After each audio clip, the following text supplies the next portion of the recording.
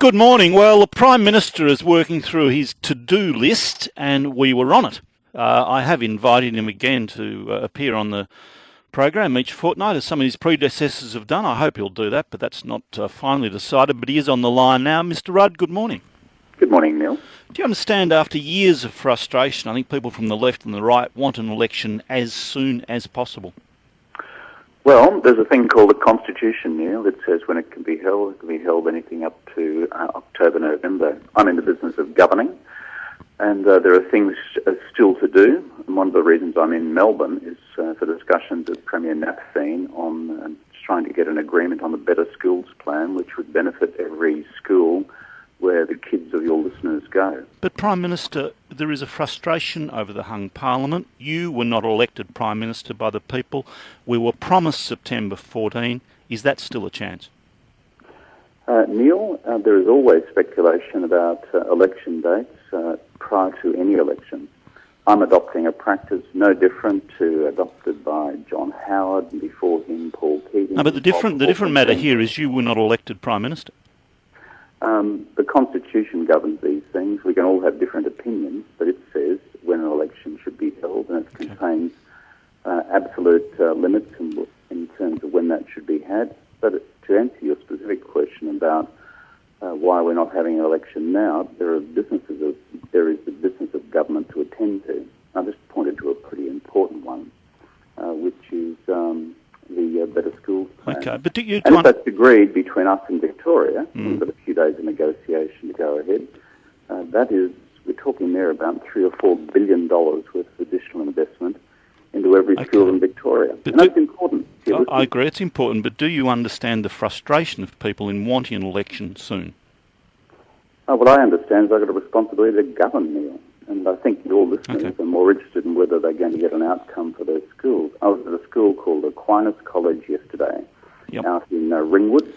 And Aquinas, as a result of the agreement Bill Shorten has reached with the Education Minister, with the Catholic school system, will be more than $6 million better off over the next 6 years. That can only be done as a government, not in a campaign. Prime Minister, we haven't got long, so I'd like to get through a few other issues. The FBT changes to cars. Do you accept the government misjudged the impact on jobs, the impact on lower income earners and the impact on the car industry? You got it wrong.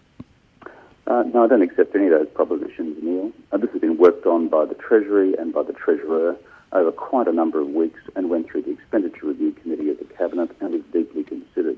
Remember the difference here, Neil, on the one hand, is between whether you're going to continue a tax loophole which benefits the private use of motor vehicles. Prime Minister, it's not a loophole. Your own government introduced this 2 years ago. That's unfair to call it a loophole. You introduced it and boasted about it. 2011, May 10, 2011, you said this would be good for Australian families. Through a loophole in the tax system, a tax concession, which makes it possible for you to claim a tax benefit for the private use of a vehicle as opposed to a continued and legitimate use of tax concessions for those who are using their car for business purposes. Okay, so what do you accept? Do you accept jobs will go... Let me just put it in a bit of context. There are 3.6 million workers in Australia who are employees, self-employed, sole traders claiming deductions for work-related travel, safely. But Prime Minister, do you accept it's going to cost jobs in the car industry and has already cost jobs in the packaging industry? What I know about the car industry is that this government introduced a $5.4 billion new car plan, and Mr Abbott certainly pulled $500 million out of it. Will these changes cost jobs? Neil, for the future of the car industry. Do you accept this will cost jobs in the car industry? Neil, every industry in Australia is constantly subject to one adjustment or another because of tax changes, policy changes, or changes in the global market. It's quite wrong to say that new challenges for the car industry are solely attributable to changes... The car industry says this will cost sales and jobs. Is the car industry wrong? The car industry, as any industry lobby group does with the government in Canberra, Neil, will come to you with a series of requests that they want, some of which you can accept, others you can't. The one that we accepted was this. Several years ago, we needed long-term certainty with a $5.4 billion... Well, Prime Minister, Prime Minister, with due respect, that's got nothing to do with it. The point here is that you have introduced policy here that is costing jobs. In the absence of a long-term industry supporting the car industry, What they have told us privately over many years is the future of the industry would be deeply uncertain. We've gone in there, co-invested, the new car plan, $5.4 billion over a long period of time. Okay. And now Mr Abbott, the Alternative Prime Minister, wants to rip half $1 billion out. So there's no difference between a car industry coming to Canberra and saying, please look after us through one form of tax change or non-tax change to any other industry. Okay. So do you deny it'll cost jobs in the car industry? There will always be adjustments in the way in which businesses operate, and that's because of a whole range of factors. I think people understand that. All right. Do you accept that this is the majority of people caught up in this earning under $100,000 are not fat cats? Of course, I'm not going to suggest that's the case. What we're talking about here is 320,000 people who use this current tax concession as it relates to a tax concession for the private use of motor vehicles. Of whom, I'm advised by the Treasury, 2/3 of these folk earn over $100,000 a year. Well, you deny the 70% are actually earning under $100,000 a year, low-paid charity workers included. I'm working here, Neil, on the basis of the advice I've received from the Treasury. I'm also advised by the Treasury that 3.6 million workers will not have their claiming of deductions changed one bit for work-related travel. What's the principle here? A tax deduction for private use for a motor vehicle or a tax deduction for business use? Well, your government introduced it, Prime Minister, the 10th of May 2011, saying it'd save $1 billion and was good for Australian families. What's changed? Well, you might recall that back in the period of 8, 9, 10, the economy, including the car industry, coming through one of the most difficult global economic crises, was in need of all sorts of support. No, but you said it would save $1 billion. We did a whole range of things. Neil, we did a whole range of things. You said it would save... the economy during a very important and difficult period of transition. You said it would save $1 billion in 2011, and now you're dumping it. Motor vehicle industries around the world, in countries in Europe and elsewhere, did appallingly during the global financial crisis. We undertook a whole series of measures in order to go out there and support the industry. $5.4 billion, Neil, is not a piece of loose change. Prime Minister, that's what we've invested. Are you aware of the reports of rape, abuse, violence, Manus Island? How do you fix it? Oh, the first thing I'd say about that is that we don't apologise for our policy of saying to people smugglers that if you bring people to Australia by boat, that they will not be settled in Australia. Secondly, what we say is that under that policy, you come to Australia by boat, then you will be assessed in Papua New Guinea, including on Manus Island, and if you're proven to be a bona fide refugee, the agreement that we have with the government of Papua New Guinea is that you'd be settled there. As for the reports concerning Manus, the Minister, of course, is investigating that. I'm advised that the Minister asked the journalist for the evidence of this, or the journalist evidence this a week or so ago. As of then, it wasn't forthcoming, but with any allegation of this nature, particularly serious ones, we'll investigate it properly. Do you have any idea what this deal will cost Australia over the forward estimates next 4 years? The Expenditure Review Committee of the Cabinet works its way through these things methodically, particularly in terms of what is ultimately at stake here, which is through the proper implementation of the regional resettlement arrangement.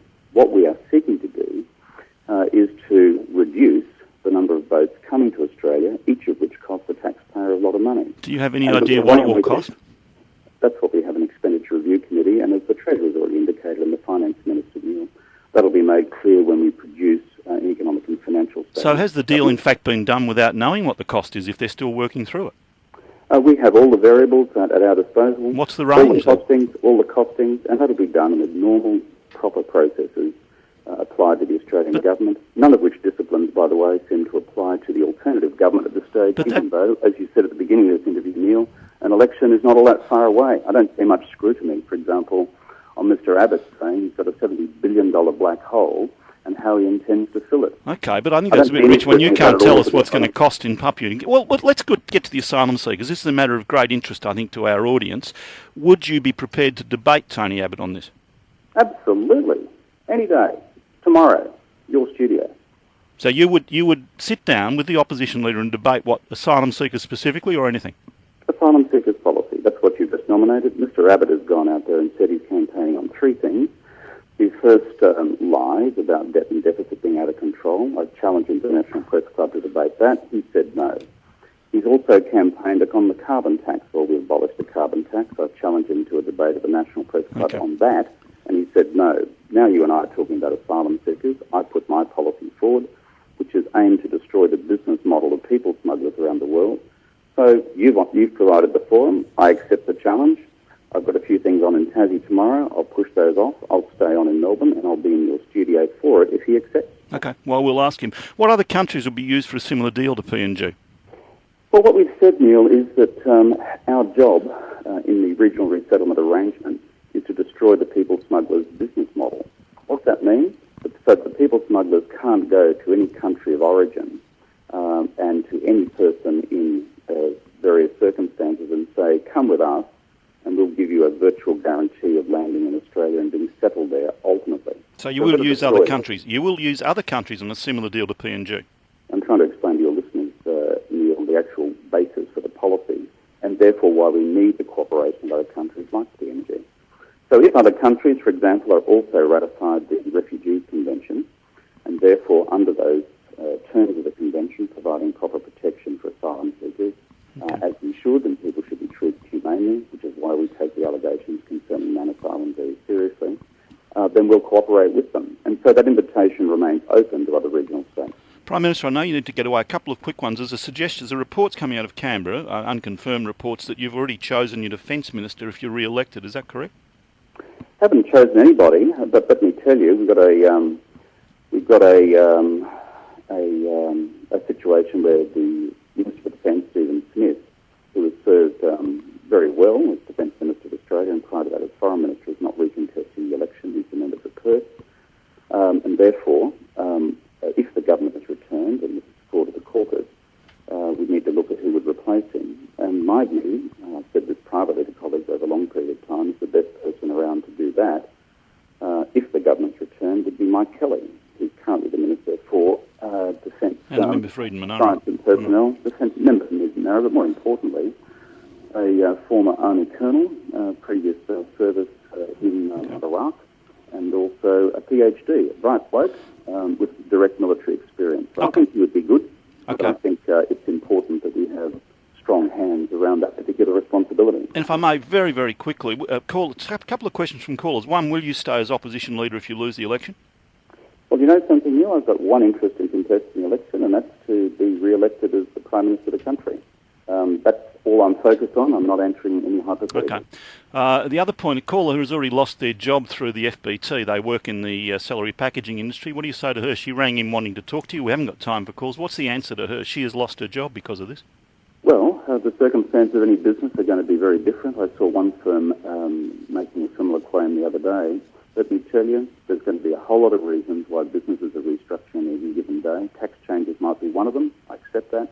And anyone losing their job for any reason is a bad thing, and that's why we need to grow the economy, diversify the economy, create new jobs in new sectors in order to deal with the big economic transition which lies ahead, which is called the end of the China mining boom. But you do accept that tax changes are one of the reasons people are losing jobs?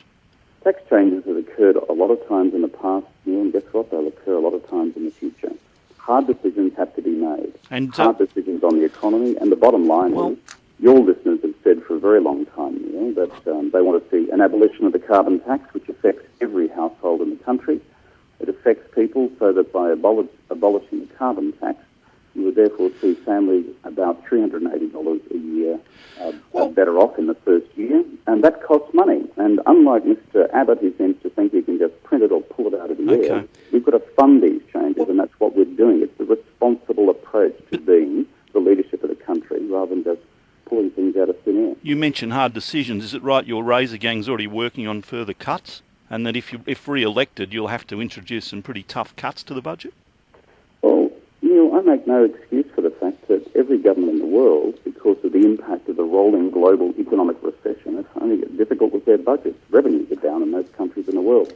We're not alone, and we'll continue to make the right decision. The right decision in the global financial crisis was to prevent this economy from falling into recession, mass unemployment, and people's living standards collapsing. We intervened, we changed that. Now we've got a new economic challenge.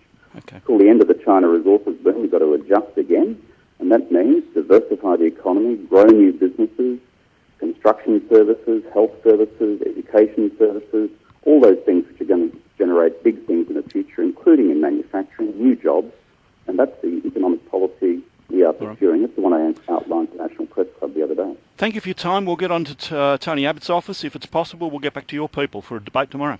Thanks, Neil. I'll be in like Flynn if you do it. Prime Minister Kevin Rudd, thank you for your time.